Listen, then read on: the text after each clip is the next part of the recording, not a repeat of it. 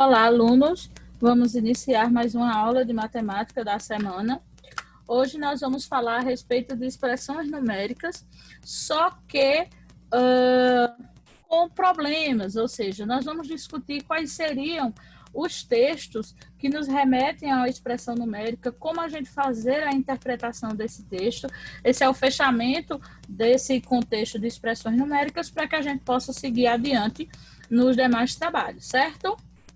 Então, o nosso primeiro problema diz o seguinte: o Zé tinha 123 selos e ofereceu 9 ao seu amigo Bill. A irmã deu-lhe 31 selos. Com quantos selos ficou Zé? E aí eu peço para que você escreva uma expressão numérica que permita resolver esse problema. Para que a gente possa escrever uma expressão numérica que nos permita responder esse problema, primeiro é necessário que a gente entenda as várias falas matemáticas para que a gente saiba o que seria uma subtração, o que seria uma soma, o que seria uma multiplicação. Então, eu preciso contextualizar o problema para poder criar uma expressão numérica que o represente, certo? Então, vamos lá. Primeiro aqui, a quantidade de selos que Zé tem são 123. Quando diz que ele ofereceu 9 selos ao seu amigo, significa que ele vai dar esses selos a outra pessoa. Ou seja, esses selos vão ser retirados da quantidade que Zé tem. Não é isso? Se eu vou dar 9 selos a uma outra pessoa, eu vou tirar dos que eu tenho para dar a essa pessoa. Então, significa que a representação desses 9 selos que vão para Bill precisa ser representado com o sinal de menos, né? Porque você vai tirar dos 123 os 9 que você vai dar a Bill. E quando ele diz que a irmã deu-lhe, ou seja, a irmã dele deu a ele 31 selos. Então, se ela deu, esses selos vão ser somados à quantidade de selos que Zé ficou depois que ele deu os 9 selos de Bill. Vamos tentar ver como é que fica a montagem? Olha só. A nossa expressão seria a quantidade de selos que Zé tinha, que são 123, vai tirar os 9 que ele vai dar a Bill, e aqui consta o somatório dos 31 selos, que foi a irmã dele que deu, certo? Então, essa seria a expressão numérica que representa o problema que foi apresentado. Então, acredito que não seja muito habitual para vocês, mas anteriormente nós enviávamos cartas de um estado para outro, para os nossos parentes, para as pessoas que a gente amava. E nessas cartas existiam selos que eram colocados, que havia uma diferença, por exemplo, de um selo produzido num estado, num país e etc. E muita gente gostava de colecionar esses selos. Como você observa aqui, ó, que esses selos são de Portugal, né? Então, ainda hoje as pessoas têm algumas coleções de selos, tá? Então, se você não sabia, você fica sabendo. E aí, vamos resolver? Como aqui nós temos uma expressão numérica simples, que envolve uma subtração e uma soma, a gente vai resolver na ordem que elas aparecem, certo? Então, eu vou fazer primeiro a conta de menos e vou finalizar com a conta de mais. Aí, eu tenho 123 menos 9, que me dá 114, mais os 31 selos que a irmã dele deu a ele, totalizam 145 selos, né? Lembrando que todo um problema faz uma pergunta e toda pergunta exige uma resposta, certo? Então, ela perguntou com quantos selos Zé ia ficar depois de dar esses 9 para Bill e receber esses 31 de sua irmã. Então, Zé tem agora 145 selos. Se a expressão numérica apenas contém adições e subtrações, as operações efetuam-se na ordem em que elas aparecem, tá? Então, a gente vai fazendo, quem for aparecendo primeiro, a gente vai resolvendo primeiro. Olha esse outro problema que a gente tem aqui, ó. João tinha R$4 né? Eu coloquei aqui as duas notas de 2, ele tinha R$4. E recebeu duas notas de R$5, que são essas duas aqui. Quanto dinheiro João tinha? Para a gente é muito fácil de fazer, até de cabeça a gente consegue fazer isso, né? Se ele tinha R$4, ganhou 10, ele vai ficar com R$14, não é isso? Agora, o que me interessa é uma expressão numérica que represente essa problematização, não é isso? Então, a gente vai ter aí alguns modelos de representação. Isso vai depender da sua interpretação. Veja só, aqui nós temos um modelo, tá vendo? E eu tenho os R$4, que era o que ele já tinha, mais duas notas de 5. Então, 2 vezes 5, tá? Essa seria uma representação para essa expressão numérica e para essa situação, tá? Eu também poderia colocar todos em forma de soma, ou o 4 logo, ou então 2 mais 2, mais 5, mais 5. Também seria uma representação de expressões numéricas, tá? Então, nós teríamos aí uma amplitude maior de trabalho. Eu poderia também colocar 2 vezes 2, que seria duas notas de R$2, mais 2 vezes 5, que seria duas notas de R$5. Então, quando a gente tem um problema, a gente tem uma grande opção de formas de resolução, né? Então, isso vai depender da maneira como a gente interprete, da maneira como a gente acha mais fácil de resolver, ok? Como aqui nós temos uma expressão numérica simples, com uma soma e uma multiplicação, a gente começa multiplicando, ok? Aí 2 vezes 5 são 10, 10 mais 4, 14, como a gente já havia discutido lá no começo. Então, o João tinha, né, R$14. Ao todo, ele ficou com R$14. Numa expressão numérica, com multiplicação e adição, efetua-se primeiro a multiplicação, né? Isso é a ordem dos sinais. Aqui a gente segue a ordem dos sinais. Vamos a esse problema agora.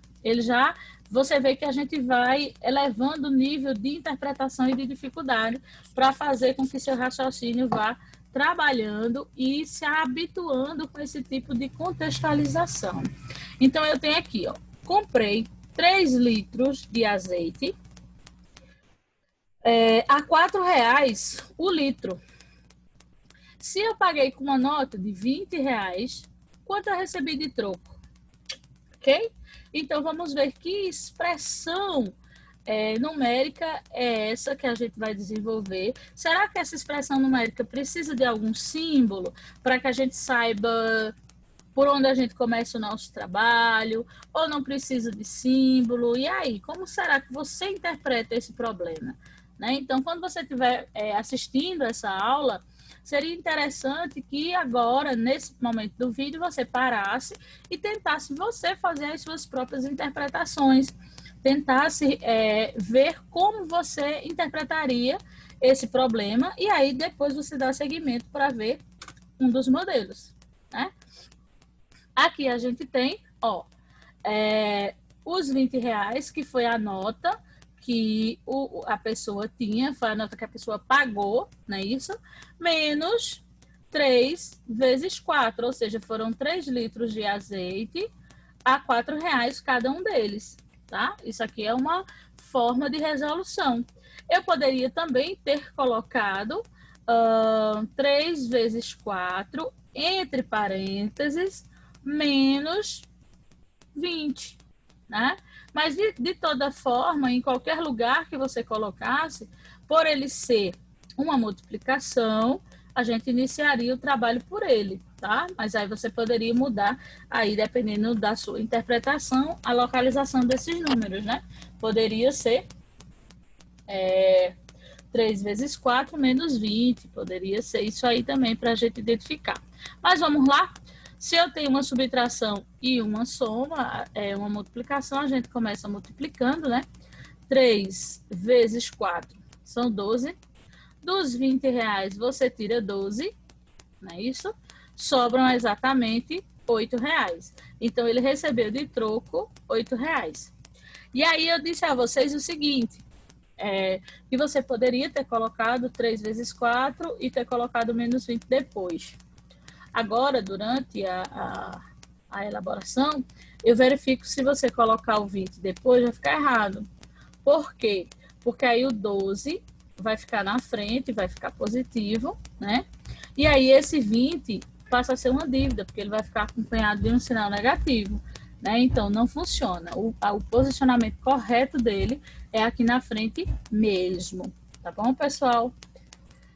Então, numa expressão numérica com multiplicação e subtração, dá-se prioridade à multiplicação. Isso é, efetua-se em primeiro lugar a multiplicação, ok? E agora a gente tem esse problema aqui. Sugiro que você faça da mesma forma, que você veja a minha explicação, veja as informações que nós temos presente e tente montar a expressão antes de olhar o meu modelo, certo? Catarina tinha R$10. Olha os R$10 de Catarina aqui. Ela comprou um livro, esse daqui, por R$6.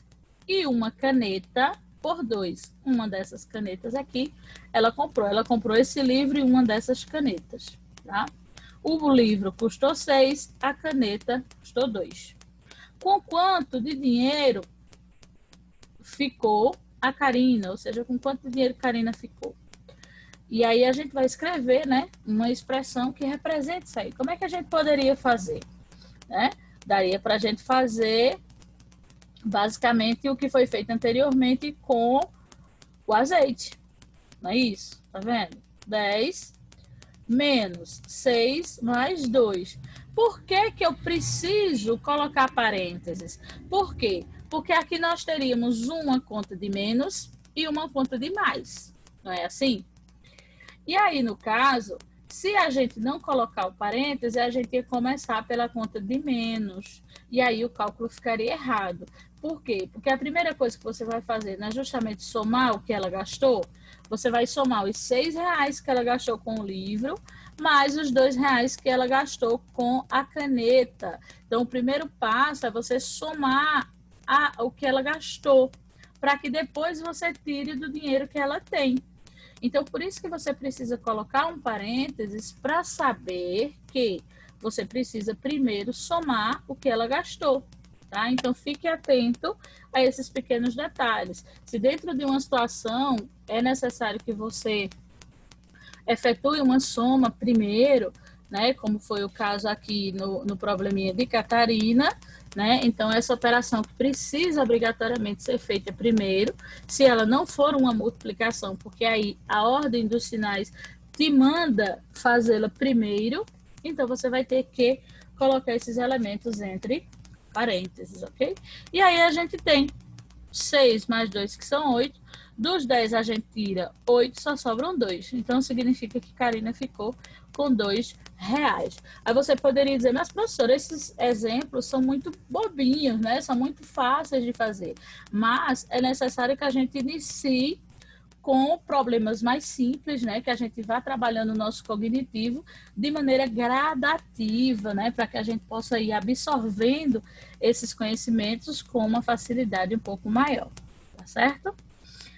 Fechando esse trabalho, então a gente relembra, né? Se uma expressão numérica contém adições e subtrações, a gente vai fazendo elas na ordem que elas aparecem.